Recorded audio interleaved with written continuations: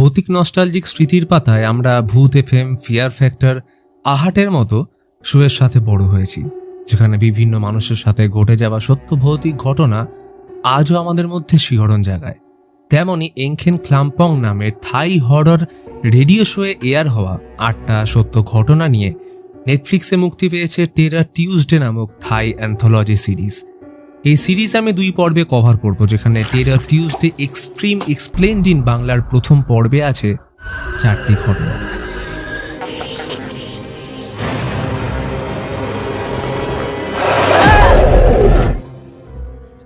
মাঝ রাস্তায় একটা গাড়ি উল্টে রয়েছে, 3 জন গুরুতর আহত, এল, আই এবং তাদের মা।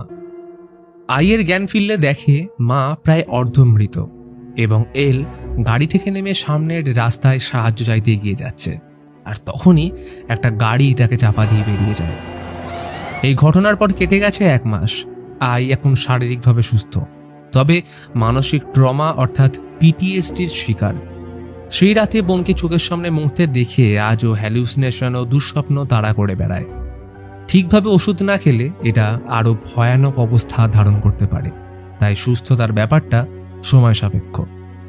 এমন অবস্থায় আই নিজের নর্মাল লাইফে ফিরে আসার সাথে মাকেও বাড়িতে দেখাশোনা করতে হচ্ছে, কারণ ছোট মেয়ের মৃত্যু তাকে অনেক বেশি আঘাত করেছে।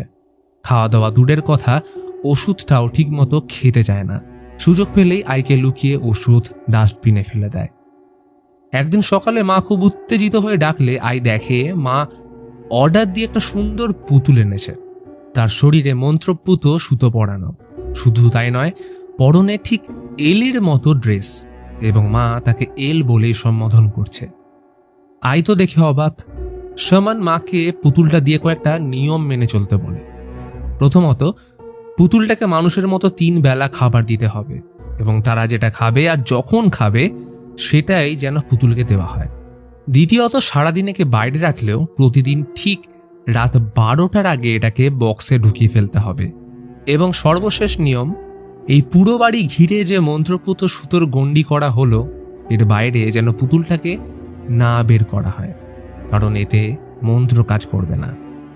রাতে আয় সমস্ত ঘটনা তার বন্ধু টুমকে ভিডিও কলে জানালে সে রীতিমতো অবাক। এই নিয়ে কথা হলে জানতে পারা যায় অ্যাক্সিডেন্টের রাতে আই গাড়ি ড্রাইভ করছিল, তাই পুরো ঘটনার দোষী সে নিজেকেই মনে করে। ওর বন্ধু বিষয়টা জেনে তাকে পজিটিভ হতে বলে, কারণ বিধির বিধান কেউ খণ্ডন করতে পারে না।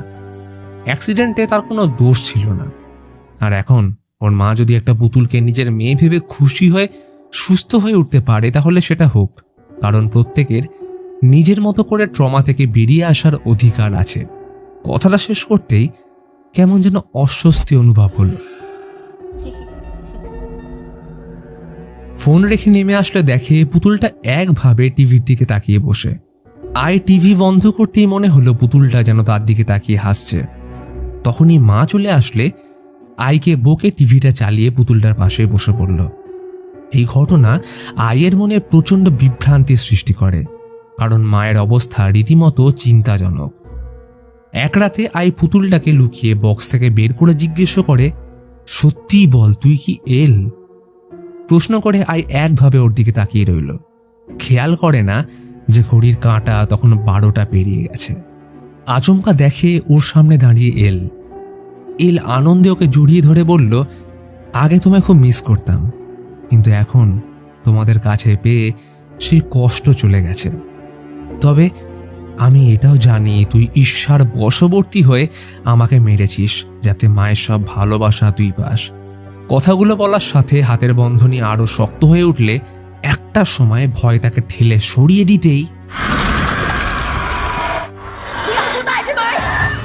দুঃস্বপ্ন কাটিয়ে পরের দিন উঠে দেখে পোষ্য পাখি জিভ খাঁচায় নেই। মাকে জিজ্ঞেস করলে সেও কিছু বলে না। ডাস্টবিন ওষুধগুলো আবারও পড়ে থাকতে দেখে মাকে বলতেই মা চিৎকার করে জানায় যে এলের জন্য সে খাবার বানাচ্ছে, আর এখন আই যত ওদের দুজনের থেকে দূরে থাকবে ততই ভালো। এই কথা শুনে সে চমকে যায়, মনস্থির করলো এর একটা বিহিত করতেই হবে। তাই পুতুলটা নিয়ে বাইরে ফেলতে গেলে মায়ের সাথে হাতাহাতি হওয়ায় পুতুলটার ড্রেস ছিঁড়ে যেতেই দেখে তার গোটা বডিতে অদ্ভুত সব চিহ্ন আর মন্ত্র লেখা। মা এক ঝটকায় পুতুলটাকে ছিনিয়ে নিয়ে চলে যায়। এরপর থেকে মায়ের অবস্থার আরও অবনতি হতে শুরু করলো। এখন মনে হয় পুতুলটা যেন সত্যি ওর সাথে কথা বলে। এক রাতে ঠিক করলো আই বাড়ি ছেড়ে পালাবে, কিন্তু এর ফলাফল কি হবে কে জানতো। কারণ সুযোগ পেতেই মা আইকে ক্লোরোফর্ম শুকিয়ে অজ্ঞান করে চেয়ারে বেঁধে ফেলে।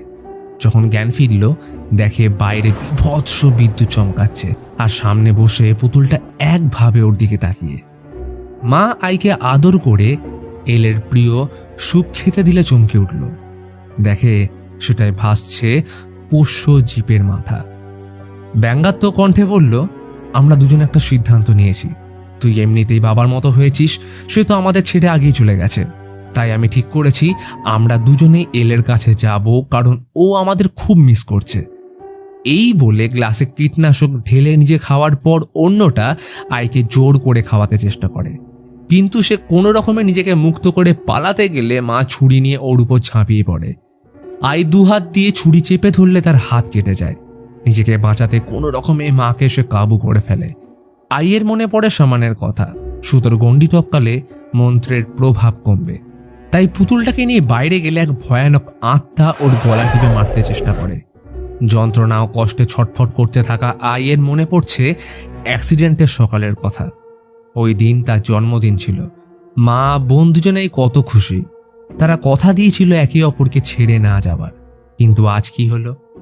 আর তখনই মা একটা ছুরি দিয়ে প্রেতাত্মার উপর ঝাঁপিয়ে পড়লে সেটা ক্ষণিকের মধ্যে হাওয়ায় বিলীন হয়ে যায়। মা আদেশ দিল পুতুলটাকে বাইরে ফেলে আসার। প্রচণ্ড ঝড়ের মধ্যে আই পুতুল নিয়ে বাইরে এসে গণ্ডি টপকাতে উল্টে পড়ে গেলে দেখা যায় জন্মদিনের ভিশন। এল আর মা বলছে, নিজেকে ক্ষমা করো, এগিয়ে যাও আই। তখনই সম্বিত ফিরতেই চমকে উঠল। আই দেখে ওর হাতে কোনো ছুরির আঘাত হয়নি। বাড়ির ভেতরেও সব নর্মাল। জীব তার খাঁচায় নিশ্চিন্তে ঘুমোচ্ছে। কিন্তু এটা কি করে সম্ভব? আর তখনই রিভিল হয় সব থেকে বড় টুইস্ট, কারণ সম্বিত ফিরতেই দেখে ঠিক ওর অন্য পাশে পড়ে আছে আরেকটা পুতুল, যেটা দেখতে ঠিক ওর মায়ের মতো। এরই সাথে ঘটনা ফ্ল্যাশব্যাকে যায় এবং আমরা জানতে পারি সেদিন অ্যাক্সিডেন্টে শুধু এল নয়, বরং তার মাও মারা গেছিল। এরপর সময়ের সাথে আই পিটিএসডির শিকার হলে ওর ডাক্তার জানতে পারে আই শুধু তার বোন নয়, বরং মাকে নিয়েও হ্যালুসিনেট করছে। তার মতে মা এখনও বেঁচে আছে, সে কোনো ওষুধ খেতে চায় না, কিন্তু বাস্তবে আই নিজেই ওষুধ খাচ্ছিল না, যার ফলে তার হ্যালুসিনেশন বেড়েই চলেছিল। ডাক্তার তাকে এই ভ্রম থেকে বেরিয়ে আসতে বললে আই তার বন্ধু টুমকে ভিডিও কল করার কথা জানায়। কিন্তু এইখানেও দেখা যায় যে আই ফোনে নিজের সাথেই কথা বলে এবং টুমের ক্যারেক্টার সে নিজেই প্লে করত। এই সত্য মিথ্যের মায়াজাল থেকে বেরিয়ে আসতে না পেরে একদিন আই সামানের থেকে দুটো পুতুল অর্ডার দিয়েছিল, যেটা দেখতে অবিকল তার মা ও বোনের মতো। সেদিন থেকেই আই স্বপ্নের মধ্যে নিজেকে হারিয়ে ফেলেছে। তাই আজও ঝড়ের রাতে মনে হচ্ছে তার পাশে দুটো পুতুল নয়, বরং তার মা ও প্রিয় বোন শুয়ে। আর এই ঘটনার সাথে প্রথম গল্প শেষ হয়। বলা হয় মানুষের সব থেকে বড় শত্রু তার অনুশোচনা বোধ, যেটা থেকে বেরিয়ে আসতে না পারলে সেই মানুষ বেঁচে থেকেও মৃত। দ্বিতীয় গল্প শুরুতে দেখা যায় এক জীর্ণকায় মেয়ে বসে সেলাই করছে। পাগলের মতো করতে থাকা মেয়েটার শরীরের প্রতিটা হাড় গোনা যাচ্ছে। আচমকা সেলাই মেশিনের ছুঁচ তার আঙুলে ঢুকে গেলে মেয়েটার শরীরে একটা অদ্ভুত আওয়াজ হয়। এই মেয়েটা কে এবং তার এমন অবস্থার রহস্য কি, সেইটা গল্পের শেষে জানতে পারবে। শহরের ওয়েডিং ড্রেসের শপে মিলিকে তার ফুড ডেলিভারি বয় হিসেবে কাজ করা বয়ফ্রেন্ড ব্যাংক নামিয়ে দিয়ে যায়। মিলির ইচ্ছে তার বানানো স্বপ্নের ওয়েডিং ড্রেস পরে বিয়ে করবে, কিন্তু বিয়ের কথায় ব্যাংক তেমন উৎসাহ দেখায় না। আজ তার কাজের প্রথম দিন। আগের কাজের থেকে স্যালারি 50% বেশি, থাকার জন্য দোকানেই লাগোয়া অ্যাপার্টমেন্ট। দোকানের মালিক নিউক তার কাজ বুঝিয়ে পুরো দোকান, স্টোরেজ রুম ও সুন্দর বেডরুম ঘুরিয়ে দেখায়। সেলাই মেশিনে বহুদিন কাজ না হওয়ায় ধুলো পড়েছে, তাই দরকারি জিনিসগুলো চটজলদি গুছিয়ে কাল থেকে কাজ শুরু করতে বলে নুক সব দায়িত্ব দিয়ে ফুকেট ঘুরতে চলে যায়। কিন্তু ওই রাতে একটা কাণ্ড হয়। ছাদের উপরে বসানো ট্যাঙ্ক থেকে মন্ত্র লেখা একটা কাগজ হাওয়ায় উড়ে যেতেই একটা অদ্ভুত আওয়াজ শোনা যায়, যেটা অবশ্য মিলির কান অব্দি পৌঁছায় না। আর সেদিন সন্ধ্যায় ফোনে মায়ের সাথে কথা বলার সময় দেখা যায় পিছনের সিঁড়ি থেকে এক বিকৃত প্রেতাত্মা ওর দিকে এগিয়ে আসছে, কিন্তু পিছন ঘুরতেই সব গায়েব। সকালে একজন নতুন কাস্টমার ওয়েডিং ড্রেস কিনতে আসে। তার 1 সপ্তাহ পর বিয়ে। নিচের সাজানো ড্রেসগুলো তার পছন্দ না হলে মিলি স্টক থেকে একটা ড্রেস আনলে ওর খুব পছন্দ হয়, কিন্তু সাইজে ছোট হওয়ায় সেটাকে রিসাইজ করতে বললে মিলি জানায় এটা করতে প্রায় 3-4 সপ্তাহ লাগবে। এর থেকে বেটার এই হাতির মতো শরীরটাকে ঝরিয়ে নেওয়া। এই কথাটা কেন বা কিভাবে মুখ ফসকে বেরোলো মিলি নিজেই বুঝতে পারে না, কিন্তু ততক্ষণে যা হওয়ার হয়ে গেছে। কাস্টমার তার এমন ব্যবহারের ভিডিও সোশ্যাল মিডিয়াতে ছেড়ে দেওয়ার ভয় দেখালে মিলি তাকে 1 সপ্তাহের মধ্যে ড্রেস রিসাইজ করে কিছু ডিসকাউন্টের প্রস্তাব রাখলে সে রাজি হয়ে চলে যায়। সেই মতো মিলি রাতের ড্রেস সেলাই করতে বসলে আচমকা আওয়াজ শুনতে পেয়ে উপরে এসে দেখে পর্দার পিছনে কেউ দাঁড়িয়ে। তখনই সেখান থেকে ব্যাংক বেরিয়ে এসে চমকে দেয়। তাকে এইখানে দেখে মিলি জিজ্ঞেস করলে অবাক হয়ে যায়, কারণ ব্যাংকের মতে 1 ঘন্টা আগে মিলি নিজেই তাকে দরজা খুলে ভিতরে ঢুকিয়ে ঘনিষ্ঠ সময় কাটিয়েছে। কিন্তু অদ্ভুত ব্যাপার, এর একটাও কিছু ওর মনে নেই। এরই সাথে মিলি বিয়ের প্রশ্ন তুললে দুজনের মধ্যে কথা কাটাকাটি হওয়ায় ব্যাংক রেগে চলে যায়, কারণ ওর মতে বিয়ের এত খরচা, দামি ড্রেস পরা সবই লোক দেখানো। এর থেকে ভালো সেই টাকা নিজেদের জন্য সঞ্চয় করা। ব্যাংক বেরিয়ে যেতেই আচমকা মিলির ঘুম ভাঙল সেলাই মেশিনে। সে এখনও সেলাই করে যাচ্ছে, আর সামনে রাখা রোগা হওয়ার ওষুধ। ব্রেকফাস্টের সময় আচমকা বমি পেলে মুখ থেকে এক গোছা চুল বেরিয়ে আসে। কোনো রকমে ঢুলতে ঢুলতে ভিতরে আসলে দেখে সামনে ওয়েডিং ড্রেস পরা এক কঙ্কাল সার প্রেতাত্মা দাঁড়িয়ে। এটা দেখেই ভয় জ্ঞান হারালে চোখ খুলে আবার সেই সেলাই মেশিনে, আর এক হাতে রোগা হওয়ার ওষুধের কৌটো, যেটা হাফ শেষ হয়ে গেছে। কিন্তু এসব কি হচ্ছে তার কিছুই বোধগম্য নয়, যেন নিজের উপরেই নিয়ন্ত্রণ নেই। কিছু একটা ভেবে সেলাই করতে শুরু করলে হঠাৎ আঙুলে ছুঁচ ঢুকে যায়। মিলির অবস্থার অবনতি হচ্ছে, রোগা হয়ে মাথায় চুলে পাক ধরেছে, আর ঘোরের মধ্যে নিজের পাকা চুল দিয়ে ড্রেস সেলাই করছে। 1 সপ্তাহ পর কাস্টমার ড্রেসটা নিতে আসলে মিলির অবস্থা দেখে চমকে যায়। ড্রেসটা ঠিক করতে গিয়ে মেয়েটার শরীর খারাপ করে ফেলেছে দেখে তার খারাপ লাগে, কিন্তু এ কি, ড্রেসটা বড় না করে উল্টে আরও ছোট করে দিয়েছে। মিলি হাত জোর করে ক্ষমা চায়, কারণ সেও জানে না এমনটা কি করে হলো। তখন কাস্টমার ড্রেস খুলতে বললে নিজে থেকে চেন আটকে ভিতর থেকে ড্রেসটা আরও চাপতে শুরু করে। মেয়েটার বয়ফ্রেন্ড মিলিকে ড্রেস খুলতে সাহায্য করতে বললে মিলি সেই মুহূর্তে ওই ভয়ঙ্কর প্রেতাত্মাকে দেখতে পায় এবং তখনই অজ্ঞান।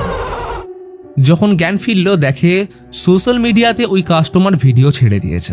অলরেডি নিউকের বহুবার কল এসছে। কোনো রকমে ভয়ে কল রিসিভ করলে মিলি তাকে সম্পূর্ণ ব্যাপারটা জানিয়ে বলে সব দোষ ওই পিটের অভিশপ্ত ওয়েডিং ড্রেসের।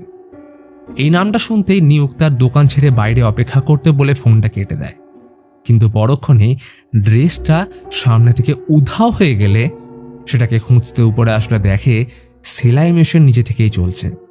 আর তখনই সেই অভিশপ্ত ওয়েডিং ড্রেস পরিহিত আত্মা মিলিকে ঠেলে দিতেই আলমারির দরজা নিজে থেকেই খুলে যায়, আর দেখে ভিতরে রয়েছে ব্যাংকের লাশ। এইখান থেকে ঘটনা ফ্ল্যাশব্যাকে গেলে দেখা যায় সেই রাতে ঝগড়া করে বাড়ি যাওয়ার সময় মিলি পজেস অবস্থায় তাকে কাঁচি দিয়ে কুপিয়ে খুন করে। আর তখনই দেখে হাওয়ায় ভাসছে অভিশপ্ত ওয়েডিং ড্রেসটা। ইতিমধ্যে সেখানে নিউক এসে পড়লে দেখে উল্টো দিকে ঘুরে একজন দাঁড়িয়ে। নিউক ভয় তাকে পিট বলে সম্বোধন করতেই ঘটনা ফ্ল্যাশব্যাকে গেলে দেখা যায় একটা হেলদি মেয়ে মনের সুখে সেলাই মেশিনে ওয়েডিং ড্রেস বানাচ্ছে। ওর নাম পিট। তার তৈরি করা ড্রেসের জন্য এই দোকানে কাপলদের ভিড় লেগেই থাকতো, কিন্তু সবার জন্য পারফেক্ট ওয়েডিং ড্রেস তৈরি করলেও পিটের নিজের বানানো ওয়েডিং ড্রেস পরার ইচ্ছেটা অসম্পূর্ণ রয়ে গেছে। এইরকম ফিগার নিয়ে কোনো ছেলেই তাকে বিয়ে করবে না। দোকানে আসতে থাকা প্রত্যেকটা কাস্টমারের ফিগার দেখে পিট ডিপ্রেসড হয়ে পড়ত।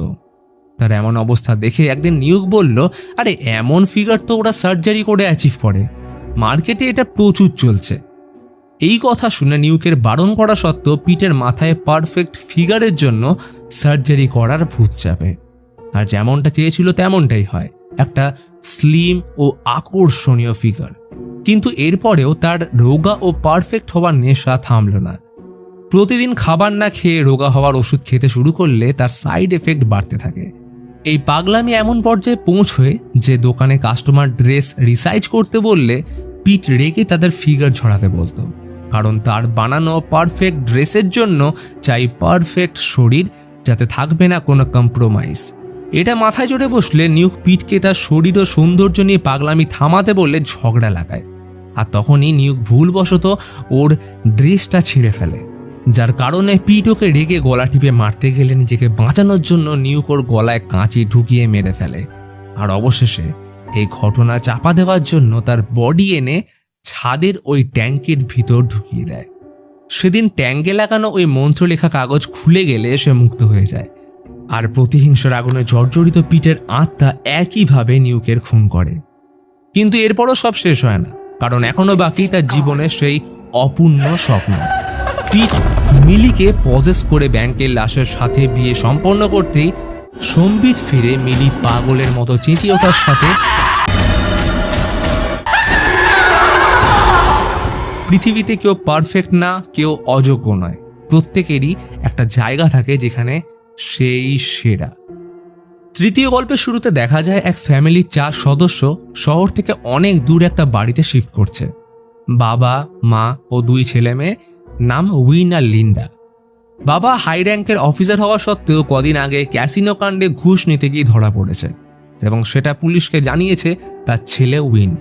তাই জনরোষ থেকে গা ঢাকা দেওয়ার জন্য তারা কিছুদিন এই বাড়িতেই থাকবে।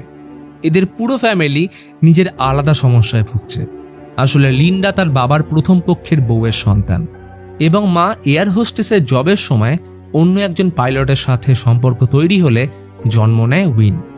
তাই উইনকে বাবা তার সন্তান মনেই করে না, তবে মা তাকে পাইলট বানাতে চায়। ফলে এইসব কারণে তাদের নিজেদের মধ্যে ঝগড়া লেগেই থাকে। বাড়িতে শিফট হওয়ার সময় উইন লক্ষ্য করে একটা বন্ধ রুমের দরজায় মন্ত্রপুত কাগজ বা তালিসমান লাগানো। ঘরে কি আছে কৌতূহলবশত দেখার চেষ্টা করলেও কোনো লাভ হয় না। সেদিন মাঝরাতে হঠাৎ ঘুম ভেঙে যায়, মাথায় খালি রুমটার কথা ঘুরছে। তাই চাবি এনে দরজা খোলার চেষ্টা করলে সেই তালিসমান মাঝখান থেকে ছিঁড়ে যায়। আর তখনই দরজা কেউ ভিতর থেকে ঠেলতে শুরু করে। উইন ভয় পিছিয়ে আসলে শুনতে পায় কিছু একটা ভারী জিনিস টেনে আনার শব্দ। হঠাৎ শরীর ভারী হয়ে এলো, অস্বস্তি অনুভব হচ্ছে। মনে হয় পিছন থেকে কেউ ওর দিকে আস্তে আস্তে এগিয়ে আসছে, তবে পিছন ঘুরে দেখার সাহস নেই। ভয়ের চোটে গলা শুকিয়ে কাঠ হয়ে আসলে তখনই লিন্ডা এসে পড়ায় সব নর্মাল। তার হাবভাব দেখে লিন্ডার মনে হয় সে প্র্যাঙ্ক করছে। উইন কিছু না বলে চলে যেতেই দরজার নিচে দেখা যায় 4 জোড়া পা। পরের দিন ডিনারের সময় লিন্ডা খাবার নিয়ে উপরে যেতে গেলে মা বলে, খাবার খেতে হলে এইখানেই খাও, উপরে নয়। এই কথা এসে রেগে প্লেট রেখে উপরে গিয়ে সজোরে দরজা লাগিয়ে দিলে মা তাকে বকার জন্য উপরে আসতেই দেখে লিন্ডা তো নিচেই বসে। তাহলে উপরে কার শব্দ? কিছুক্ষণ ভাবনা চিন্তা করার পর মা ওই বন্ধ রুমের তালা ভেঙে ঢুকলে দেখে এখানকার সব জানলা কাগজ দিয়ে ঢাকা আর একটা সোফা সাদা চাদরে ঢাকা পড়ে রয়েছে।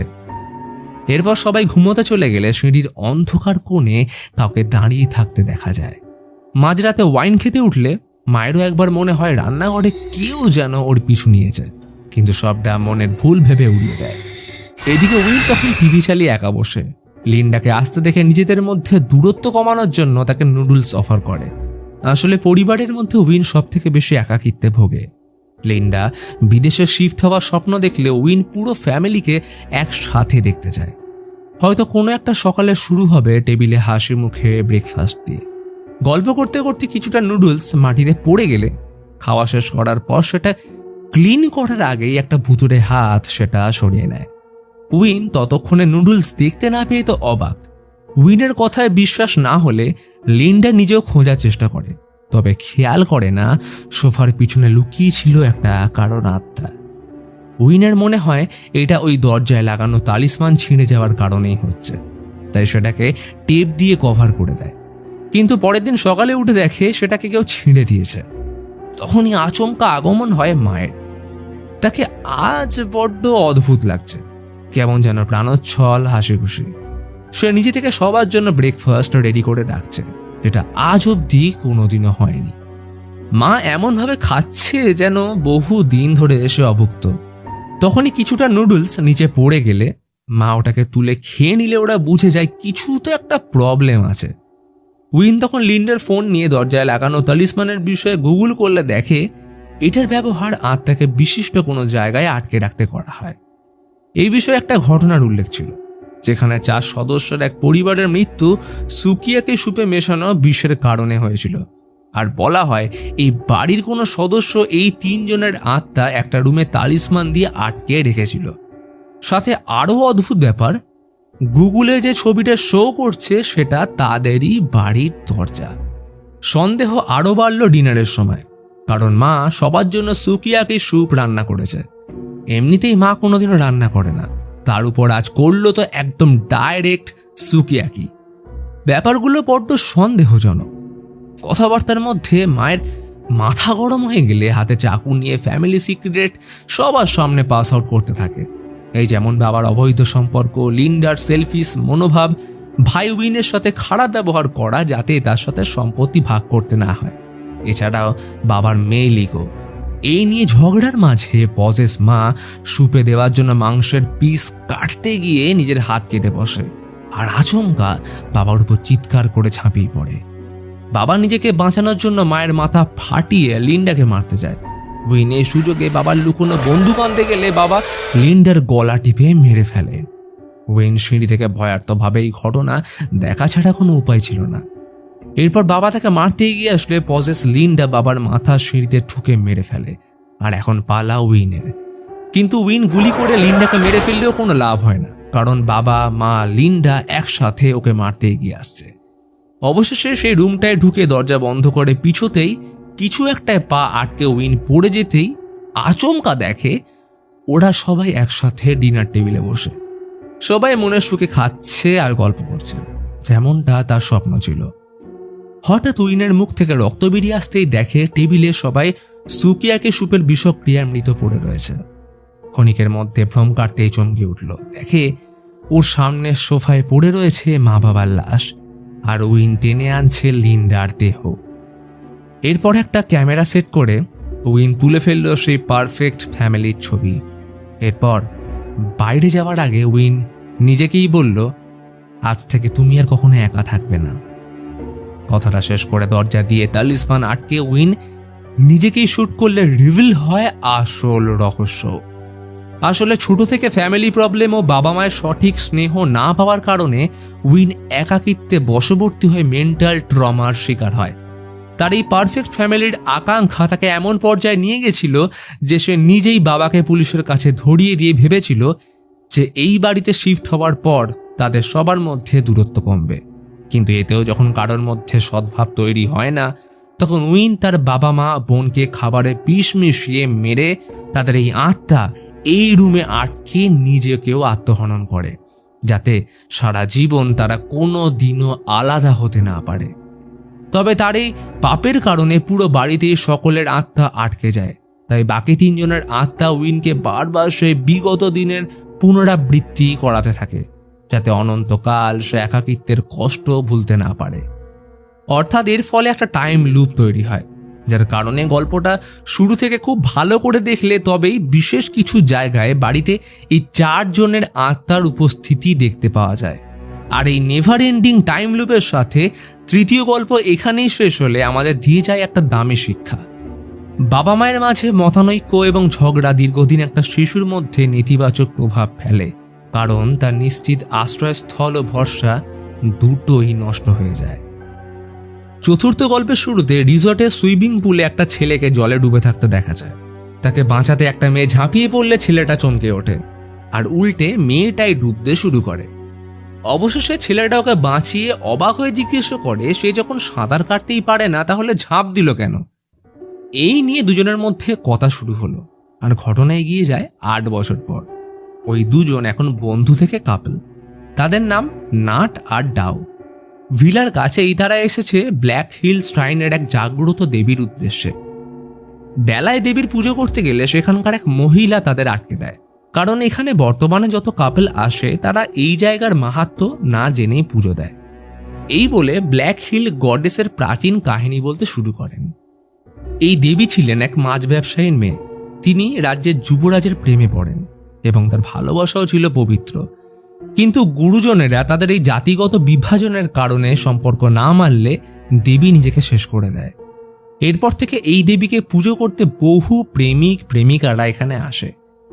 কিন্তু এই কাহিনী অর্ধ সত্য, যেটা অনেকেরই অজানা। কারণ যুবরাজ দেবীর সাথে সম্পর্কের আড়ালে আগে থেকেই বিবাহিত ছিল, যার কারণে মৃত্যুর পর ক্রোধিত দেবী ঝড় বৃষ্টি সহ ফিরে আসে যুবরাজকে শাস্তি দেওয়ার জন্য। আর সেদিন বৃষ্টির প্রতি ফোঁটা যুবরাজের শরীরে ছুরির মতো বিঁধছিল।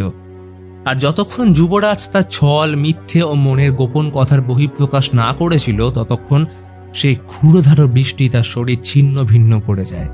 আর এটাই দেবীর আসল রূপ, কারণ তার কাছে ভালোবাসার গুরুত্ব ঠিক জন্ম মৃত্যুর মতোই পবিত্র, যেখানে ছল কপটের কোনো অস্তিত্ব নেই। দেবীর অসীম ক্ষমতার কারণে কাপেলের মধ্যে লুকিয়ে থাকা ডার্ক সিক্রেট রিভিল করতে হয়, যা একদিকে আশীর্বাদ আবার অভিশাপ। তাই দেবীর কাছে প্রার্থনা করার আগে সাবধান। সব জানার পর দুজন দেবীর কাছে প্রার্থনা করে সারা জীবন একসাথে থাকার প্রমিস করে। এরপর তারা ধূপের একটা লাকি নাম্বার থেকে তাদের ফরচুন পড়তে হতো, কিন্তু সেটা ভিজে থাকার কারণে ন্যাট পড়তে অস্বীকার করে।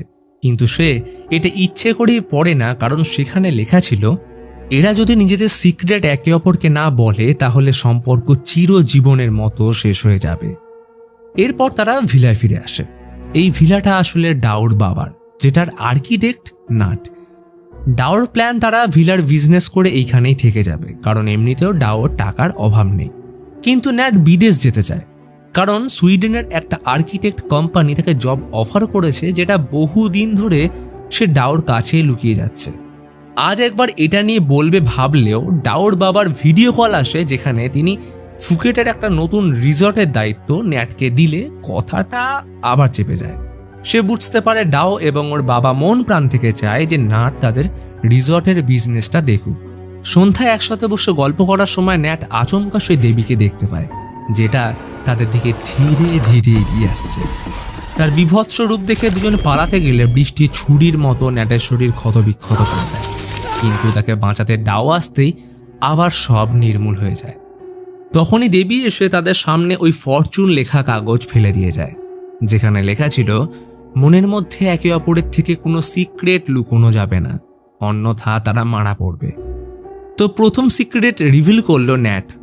তার সুইডেনের কোম্পানির জব অফার রিসিভ করার কথা, যেটা তাকে এতদিন সে জানায়নি।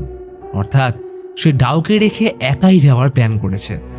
এই কথা শুনে ডাও কান্নায় ভেঙে পড়ে, কারণ আজ সে দেবীর কাছে তাদের বিয়ের জন্য প্রার্থনা করেছিল। কিন্তু ডাও ওকে ছেড়ে ভিতরে আসতে আচমকা দেবী ওর গলা টিপে ধরে, কারণ সিক্রেট শুধু ন্যাটের নয়, ডাওয়েরও রয়েছে। এইখানে রিভিল হয় ডাও তার বন্ধুর বেবি শাওয়ারের ইনভিটেশনে গিয়ে তাদের বলেছিল ন্যাট ওর সাথে যেহেতু আগের মতো কথা বলে না, তাই ওর প্রতি ফিলিংস নষ্ট হয়ে গেছে। ন্যাট এটা জেনে শক পেলেও আরও সিক্রেট বেরিয়ে আসে। শুরুর দিকে ন্যাট তখন কাজ খুঁজতে পাগলের মতো ঘুরছে। ডাওর বাবা যথেষ্ট ক্ষমতাশালী হওয়ায় তার সুপারিশে ন্যাটের কাজ সহজেই হতে পারত, কিন্তু ন্যাট নিজের ক্ষমতায় সেটা পেতে চেয়েছিল। কিন্তু দীর্ঘদিন সে কাজ না পেলে তখন ডাওয়ের বাবাকে বলে ন্যাটকে এই ভিলার প্রজেক্ট পাইয়ে দিয়েছিল, যেটা সে ন্যাটের কাছে লুকিয়েছে। অর্থাৎ ন্যাট এতদিন ভাবত এই প্রজেক্ট সে তার নিজের দক্ষতায় পেয়েছিল। এই কথা জেনে সে দুঃখ পেলে আরেকটা সিক্রেট রিভিল করে যে ডাওয়ের বাবা ক্যান্সার আক্রান্ত হলে তার অবর্তমানে মেয়েকে দেখার জন্য ন্যাটকে তিনি বিদেশে যেতে মানা করে। তাই সে এতদিন ডাও ও তার অসুস্থ বাবার কথা ভেবে নিজের ভবিষ্যৎ নষ্ট করে বিদেশ যাওয়া থেকে আটকে রেখেছে। কিন্তু এখন বাবা সুস্থ হওয়ার পর ন্যাট এই বন্দিদশা থেকে মুক্তির জন্য অবশেষে সুইডেনের জব অফার অ্যাকসেপ্ট করে ফেলেছে। এই কথা শুনে দুজনেই বুঝতে পারে তাদের মধ্যে এতদিন অনেক দূরত্ব তৈরি হয়ে গেছে। তাই এই নিয়ে ঝগড়া হলে ডাও ছুটে বাইরে আসতেই বৃষ্টিতে ওর শরীর ক্ষতবিক্ষত হয়ে যায়। তখন ডাও রিভিল করে সে দেবীর কাছে প্রার্থনা করেছে যাই হয়ে যাক ন্যাট ওকে জীবনে কোনোদিন যেন ছেড়ে না যেতে পারে, অর্থাৎ ওর বিদেশের চাকরিটা গেল। এতক্ষণে দুজনের মধ্যে সব সিক্রেট রিভিল হলে ন্যাট ওকে নিয়ে সুইমিং পুলে ঝাঁপ দিয়ে রেগে গলা টিপে মারতে গেলে ঘটনা ফিরে যায় 8 বছর আগে। আসলে সেদিন ন্যাট সুইমিং পুলে ভাসছিল কারণ ওর গার্লফ্রেন্ড ন্যাটের বেস্ট ফ্রেন্ডের সাথে পালিয়ে গেছিল। আর অন্যদিকে ডাওয়ের যেহেতু কোনো বন্ধু সার্কেল ছিল না, তাই এমন অবস্থায় দুজন একে অপরের শূন্যতা মেটানোর জন্য টাইম পাস করতে এলে সম্পর্কে জড়িয়ে পড়ে ও এইভাবেই 8 বছর কাটিয়ে দেয়। তখন ন্যাট বলে যে আসল জীবনের সুখী ও ভালোবাসার জীবন কাটাতে হলে অনেক বড় বন্ধু সার্কেলের দরকার পড়ে না, বরং দরকার কাছের কটা জেনুইন মানুষ যারা দুঃখে পাশে থাকবে আর সাথে আরেকজন যার সাথে বাকি জীবনটা কাটাবে। এতক্ষণে তারা একে অপরের ভুল বুঝতে পেরে ন্যাট ডাওকে জড়িয়ে ধরে এবং কথা দেয় তারা কোনোদিনও একে অপরকে ছেড়ে যাবে না আর কোনোদিন কোনো সিক্রেট লুকোবে না। এই ঘটনার পর দেবী সেখান থেকে হাওয়ায় মিলিয়ে যায়। পরের দিন সকালে বাড়ি ফেরার পথে ন্যাটের মেল আসে কাজে জয়েন করার, কিন্তু আজ এটা লুকোনোর প্রয়োজন নেই, কারণ ডাও জানে এখন যা কিছু হবে সেটা একজনের নয়, বরং দুজনের সম্মতি নিয়ে একে অপরকে ভালোবেসে। আর এর সাথেই চতুর্থ গল্প শেষ হয়। তো কেমন লাগলো তোমাদের এই সত্য ঘটনার উপর অ্যান্থোলজি সিরিজ? এর বাকি 4টে সত্য ঘটনা যদি চটজলদি জানতে চাও তাহলে অবশ্যই কমেন্ট করে জানাও। তাহলে আজকের মতন এখানেই, দেখা হচ্ছে পরের ভিডিওতে।